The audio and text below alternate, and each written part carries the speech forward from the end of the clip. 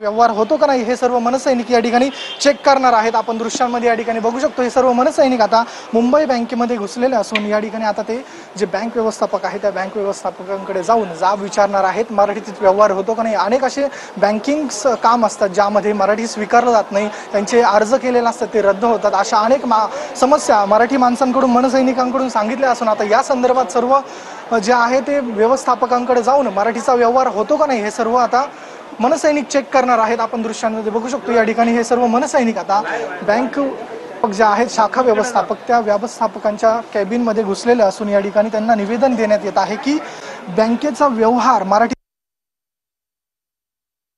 देखील या ठिकाणी या ठिकाणी त्यांची चर्चा काय सुरू आहे त्या ठिकाणी आपण बघूया।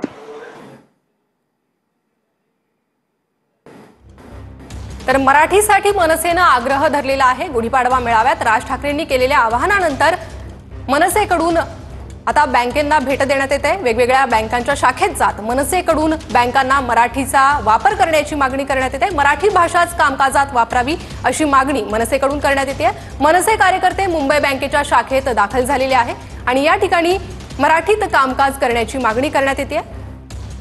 तर मराठीचा आग्रह हा मनसे कार्यकर्त्यांनी धरलेला आहे। राज ठाकरे यांच्या आवाहनानंतर मराठीत बँकेचे कामकाज व्हावे अशी मागणी करण्यात येते आहे।